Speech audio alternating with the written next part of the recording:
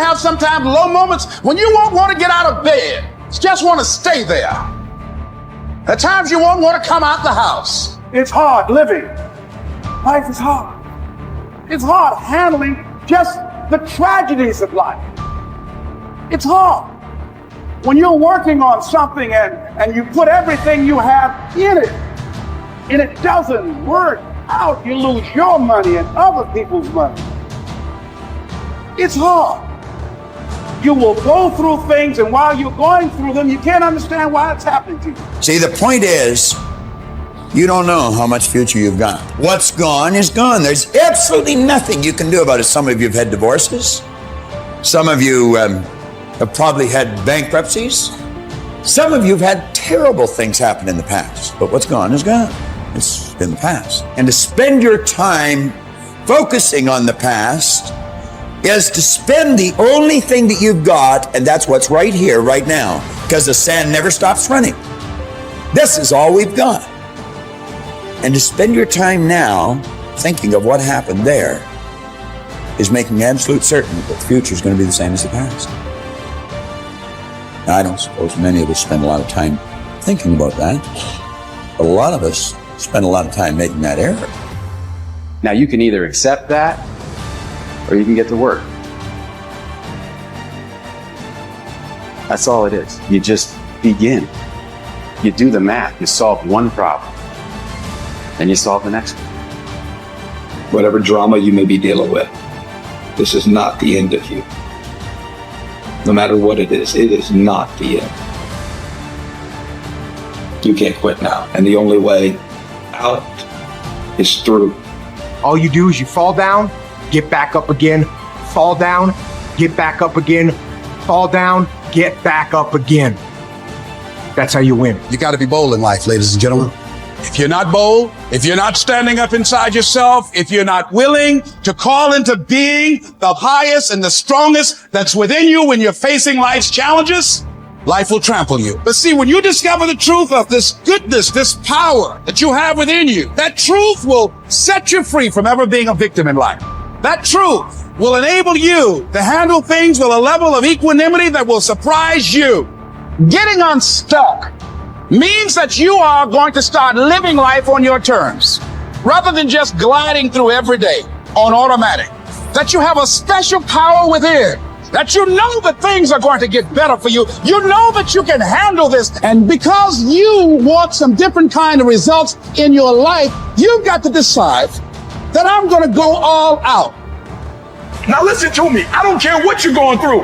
If you're not dead, he ain't through with you yet. As long as you waking up, you still in the game. As long as you alive, you can still make it happen. As long as that breath in your nostril boot, you still in the game. You still can win. Now get your butt up. Why do you keep crying? Why me, God? Why did I get MS? Why did I get cancer? Why did my mama die? Why did I get fired? Listen, you got put through that because what that does, that tension produces greatness. Stop running from it and run to it. Lions don't cry. Lions don't give up. Lions don't quit. Lions hunt. That's what we do for a living. We turn tragedy into triumph. You'll never obtain any substantial measure of material wealth if you insist upon living your life as if you are looking back through your rearview mirror on your automobile. Nevertheless, it seems to be a very common error which many people have turned into a habit. Let the dead bury the dead. Let it go. I don't care how bad it was, let it go.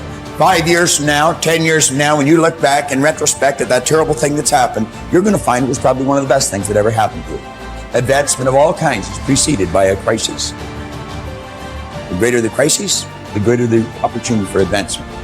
Or you could put it another way. You could say, out of all confusion comes order, a higher degree of order than that which existed prior to the confusion.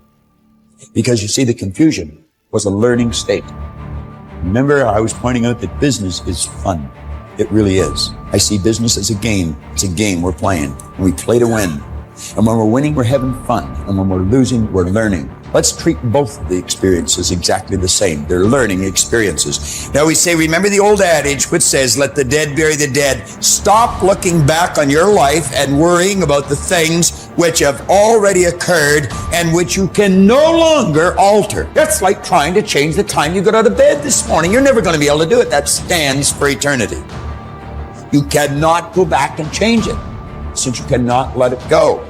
Pursuing that kind of mental activity will never lead to anything worthwhile, any worthwhile accomplishment in your life. You should understand, moreover, that all accomplishments in your life, you should understand, moreover, that all of the great achievers of the past have been visionary figures. They did with their life what, like Scott was saying, he does with his music. He heard it in here. They see their life in here. They're building visions of a great future. We've got a vision of a great company. We've already got a great company. We want a better one. We serve a lot of people. We want to serve more. And as we do, we receive greater rewards. Because when we receive greater rewards, we become more comfortable, more creative, and we can provide more service. It's a beautiful cycle that we're in. Looking into the past is a self-doom fulfilling cycle. You just keep getting it worse, worse, worse. We've all done it, so we know what it's like. These visionary figures were men and women who projected into the future, and they did not belabor over things which had already passed. They thought of what could be rather than what already was, and then they moved themselves into action to bring these things into fruition. If there were tips for success, everybody would have been successful. There are no tips for success. Only those who are not so successful, or those who are not successful, think somewhere if you read 10 points in a book, you're going to be successful. We need to understand this. If you want to be successful, don't seek success. What you seek is competence. If you enable yourself, and if you do something well, other people will say you're a success. If you think, I'm a success, it's foolish, isn't it? You're doing something, and you're doing it well. Other people in the town, or in the country, or in the world, people will say, oh, he is doing something really successful. They're looking up to you. That's fine. You look up to yourself. That's madness, okay? You don't seek success. You seek empowerment, you seek competence, you do it the best that you can do. You cannot do as well as somebody, but you can do the best that you can do. So if you do your best, if your best is good enough, the world will recognize it. If it is not, you will be happy. So what does success look like? What does it take? Well, you know, I know family and friends who always have their breakfast on time. And after breakfast, of course, they must have coffee. After coffee, of course, they must light up a cigarette, because they're trying to become peaceful. And then they will go to work, come back home exactly on time for lunch, eat lunch, rest for 1 or 2 hours, sleep, then evening have one tea, and then smoke, and then again go to work. And at 8 o'clock, 8:30, they're back home for dinner, and then maybe other things, drink and this and that and whatever.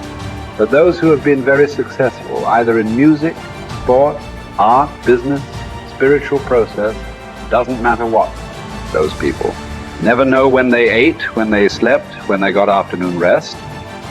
So, those who are committed to being successful with whatever they're doing, one important aspect of their life is they're not settling down wherever it's a bit comfortable.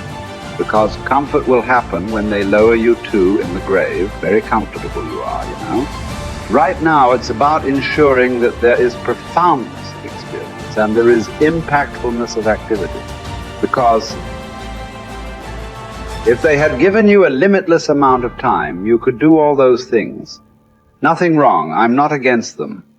But they gave you such little time with such tremendous potential of being human. That's the problem. For every one of you, your life is precious, isn't it? It's a precious life. If something is precious, where do you want to invest this life? Because what you call as my life is just a certain amount of time and energy, isn't it? As you sit here, your life is ticking away, or no? What is ticking away is not time. What is ticking away is your life. So, this energy that you call as my life, how are you going to invest it? Because if you're doing something truly worthwhile, it gets over before you know what happened. Only if you're doing something worthless, it feels like a long life. Have you noticed this? On a particular day when you're very happy, 24 hours, poof. It went off like that, like a moment. You are miserable, 24 hours feels like 10 years. Have you not noticed this? So, only miserable people will have a long life. Joyful people, life goes away like that as if it's a couple of days. It passes away like that if you are creating what you really care to create. So, one thing that every young person should do is, without the influence of the peers of your own age group, without the influence of your professors and your parents, without any kind of influence, somewhere you must stay by yourself at least for 2-3 days and look at it. What is it that I want to invest this precious life into? What is it that will be worthwhile today and worthwhile after 50 years for me to invest myself into? You invest your life into that, whatever it is, however small, big, it doesn't matter. If you see that this is something truly worthwhile and you invest your life in that, this will be a life of fulfillment.